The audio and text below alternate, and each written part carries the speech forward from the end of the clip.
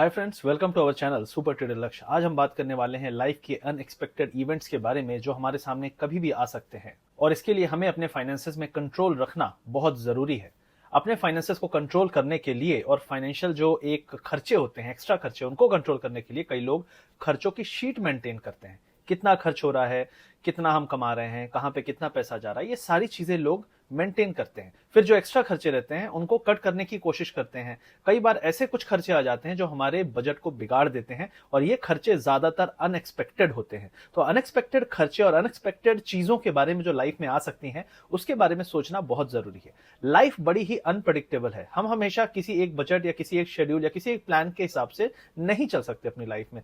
Salary आती है, कभी 10 को खत्म होती है, कभी 20 को, कभी 25 को, कभी कभी पूरे महीने भी चल जाती है। क्यों ऐसा होता है? क्योंकि हर दिन कुछ ना कुछ नया होता रहता है हमारी लाइफ में और उसके लिए हम तैयार नहीं रहते हैं, तो कई बार प्रॉब्लम में पड़ जाते हैं। कई लोग यहाँ पे बाहर रहते हैं, कभी उनको घर जाना है, कभी किसी दोस्त की शादी में जाना है, कोई दोस्त जिद कर रहा है, प्लान नहीं था फिर भी बना लिया। तो ये सारे खर्चे अनएक्सपेक्टेड है, राइट? कई बार आपने नहीं सोचा होता है फिर भी आप कर लेते हो वो चीजें, वो खर्चे कर लेते हो। दोस्तों को पार्टी नहीं देनी है फिर भी पार्टी कर देते हो। तो ये सारे खर्चे अनएक्सपेक्टेड है। तो ये हो गई कुछ ऐसी बातें जो खुशनुमा है थोड़ी सी। लेकिन लाइफ में कई बार ऐसी भी घटना हो सकती है जो कि आपको उस लाइफ से बाहर कर सकती है। मतलब कि अगर आप अपने फैमिली के ब्रेड अर्नर हो, आप कमाने वाले इंसान हो जिसपे आपकी पूरी फैमिली निर्भर है, और अगर आप इस दुनिया में नहीं रहते हो तो क्या होगा, ये भी सोचना बहुत जरूरी है। बहुत सारे लोग इसके बारे में नहीं सोचते हैं। जैसा कि मैंने अनएक्सपेक्टेड चीजों के बारे में जो हमारी लाइफ में घटती रहती है उनके बारे में बात की। मान लो कि आपने एक घर बनाया हुआ है और आपने लोन लिया है 20-30 लाख का, और अचानक से जिसके नाम पे वो लोन है, या आप मान लो इस दुनिया में नहीं रहते, तो क्या वो लोन आपकी फैमिली वाले पटा पाएंगे? अगर सारे के सारे नौकरी भी करने लगे तो क्या वो मंथली उसकी किस्त दे पाएंगे? ये भी बहुत सोचना जरूरी है। लाइफ इतनी अनप्रेडिक्टेबल है कि इसके बारे में भी आपको प्लान करना बहुत जरूरी है। ये सोचना पड़ेगा कि अगर आप अपनी लाइफ में आप ब्रेड अर्नर हो अपनी फैमिली के लिए और आप एक 4-5 डिपेंडेंट्स वाली फैमिली को लीड कर रहे हो, तो आपके लिए बहुत जरूरी है कि आप उनके लिए एक बैकअप क्रिएट करके जाओ, एक सेफ्टी नेट क्रिएट करके जाओ, जो कि आपके एब्सेंस में, भगवान करे आपको कुछ ना हो, लेकिन उसके एब्सेंस के लिए प्लान करने के लिए, आपके एब्सेंस में उनके लिए एक फाइनेंशियल सेफ्टी का एक अच्छा खासा लमसम कहीं से उनको मिल जाए, जो कि उनकी लाइफ को बिल्कुल अनस्टेबल ना करे।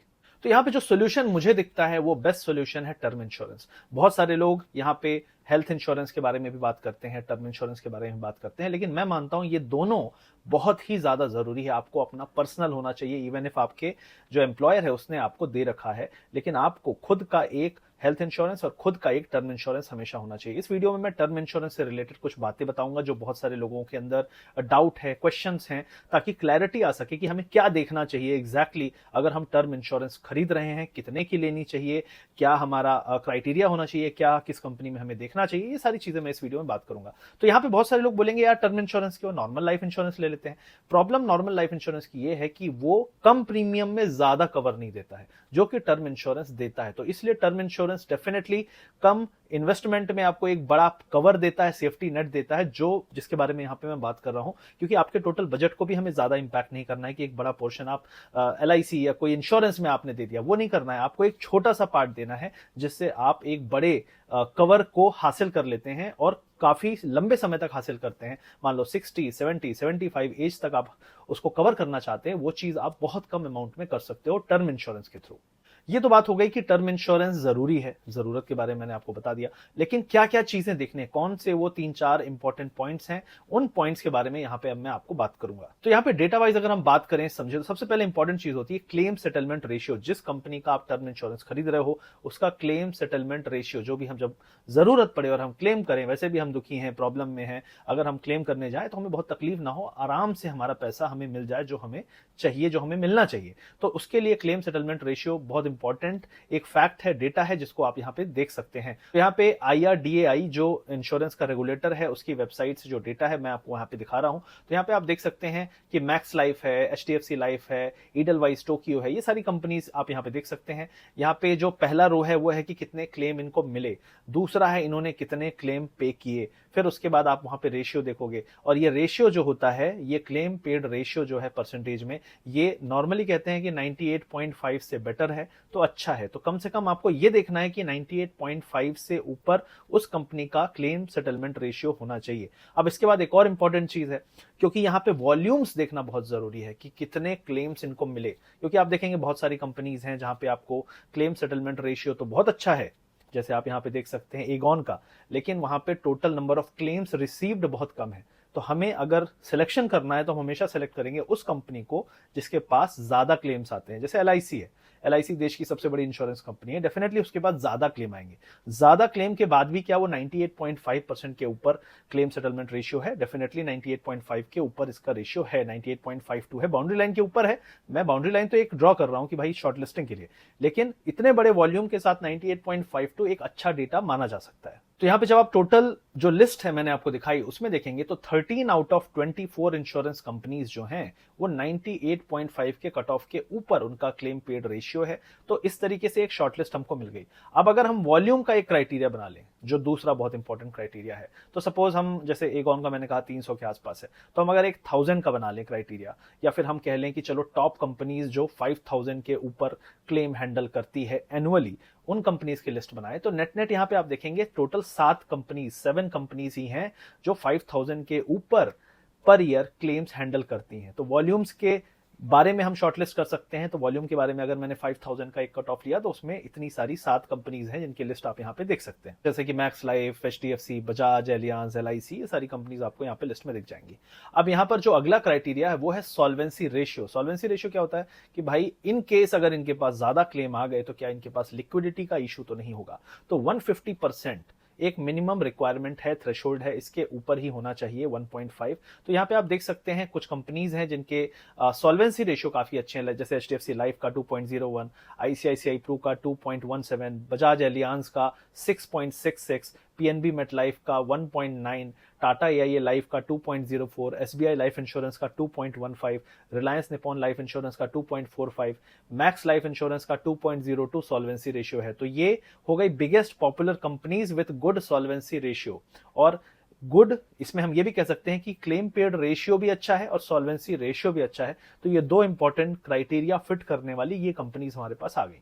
अब अगर आप कंपनी की स्टेबिलिटी चेक करना चाहें तो यहाँ पे एक और चार्ट में मैं आपको दिखाया कि पिछले 2 साल का कंपैरिजन है। 2022 में इनका सॉल्वेंसी रेशियो कितना था और उसके कंपैरिजन में 2023 में इनके सॉल्वेंसी रेशियो में इंप्रूवमेंट आया या गिराव आया। तो उसके बेस पे भी अगर आप यहाँ पे देखेंगे, जैसे एलआईसी का जो रेशियो है वो बेटर हुआ है। यहाँ पे आप देखेंगे मैक्स लाइफ का जो रेशियो है वो थोड़ा सा डाउन हुआ है। यहाँ पे आप देख सकते हैं आदित्य बिरला का जो है वो थोड़ा सा कम हुआ है। तो ये सारे डेटा फैक्ट्स अगर आप देखेंगे तो आपको एक शॉर्ट लिस्टिंग के लिए मैंने 2-3 पॉइंट बता दिए जो बड़ी ही आसानी से आप चेक कर सकते हैं खुद से कि किसका क्या डेटा है। क्योंकि हमेशा याद रखिए जब भी आप पैसा लगा रहे हैं तो आपको पता होना चाहिए कि कौन सा बेसिस है सिलेक्शन का टर्म इंश्योरेंस के।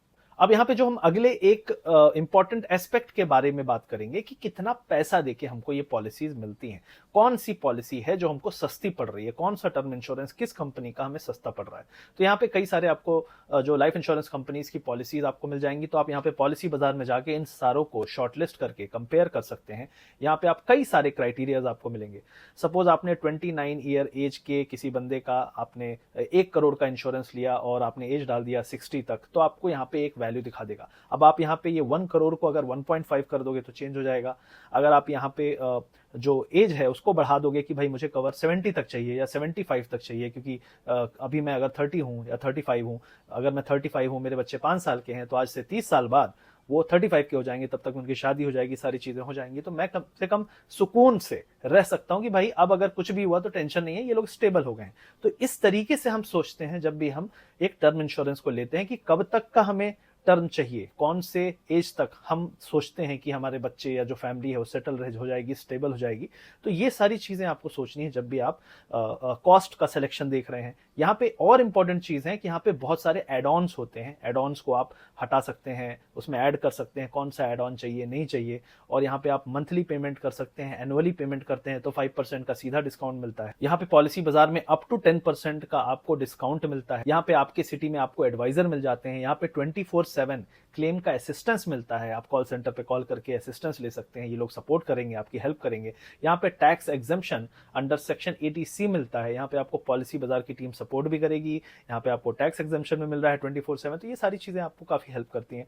वीडियो के पिन कमेंट में मैंने लिंक दे दिया, आप जाके चेक कर सकते हैं इस वीडियो को देखने के बाद, और उसको क्लिक करके आप अपने पूरी सॉर्टिंग कर सकते हैं, अपने कितने का कवर चाहिए, कितनी एज तक चाहिए, सारी चीजें डाल के आप देख सकते हैं बेस्ट कौन सी कंपनी, और कंपनी का सिलेक्शन मैंने आपको तरीका ऑलरेडी बता दिया है IRDA की साइट से जो डेटा मिला है उसके बेसिस पे। तो यहाँ पे कुछ एड ऑन्स है जिसके बारे में थोड़ा और डिटेल में बता देता हूं। तो सबसे पहले है क्रिटिकल इलनेस। अगर आपको ड्यूरिंग दी पॉलिसी टर्म कोई क्रिटिकल प्रॉब्लम हो जाती है, डिसीज हो जाती है, आप जॉब करते हैं या काम करते हैं, आप काम करने में असमर्थ हैं, तो उस टाइम पे आपको एक मॉनेटरी हेल्प प्लस आपकी जो प्रीमियम्स हैं वो कंपनी पे करती है। तो ये एक बहुत अच्छा आपको यहाँ पे राइडर मिल जाता है, ऑप्शन मिल जाता है एड ऑन में।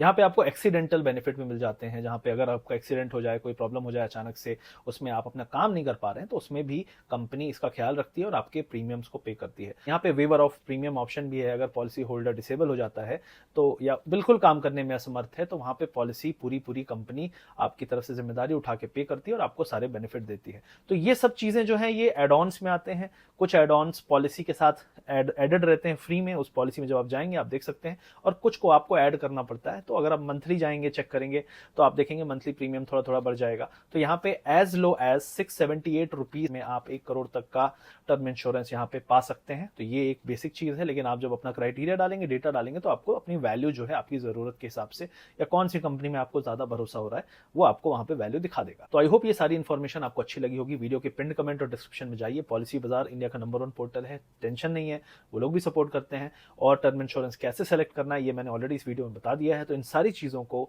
सोचिए, समझिए, अपनी फैमिली को एक बैकअप देने की कोशिश करिए। मैं नहीं कह रहा कि बहुत बड़ा आपको लेना है टर्म इंश्योरेंस, छोटा देख लीजिए, लेकिन नहीं है अगर, तो डेफिनेटली आपको इसके बारे में सोचना चाहिए, सीरियसली सोचना चाहिए। क्योंकि जैसे हम कहते हैं ना कि यार कार में इंश्योरेंस खत्म हो गया यार, कराना है, ठीक है, फोन बंद होने वाला है, चार्ज कर लेते हैं। इसी तरीके से यहां से निकलें, कल क्या हो जाए, अगले 2 घंटे में क्या हो जाए हमें नहीं पता। तो हमें अपने आप को प्रोटेक्टेड रखना है, अपनी फैमिली को प्रोटेक्टेड रखना है एक्चुअली, क्योंकि उससे हमको भी सुकून मिलता है। तो यही इन्फॉर्मेशन इस वीडियो में देनी थी। आई होप ये इन्फॉर्मेशन आपको अच्छी लगी होगी। आई होप इस वीडियो को आप अपने दोस्तों तक जरूर शेयर करेंगे। आई होप इसको लाइक करेंगे और कमेंट करिए अगर कोई क्वेरीज हो, क्वेश्चन हो। बाकी इन्फॉर्मेशन आपको वेबसाइट पे मिल जाएगी, पिन कमेंट डिस्क्रिप्शन में लिंक दे दिया है। मिलते हैं अगले वीडियो में इसी तरीके के इन्फॉर्मेटिव वीडियोज के लिए। लाइक करिए, शेयर करिए, सब्सक्राइब करिए। Thank you very much. जय हिंद।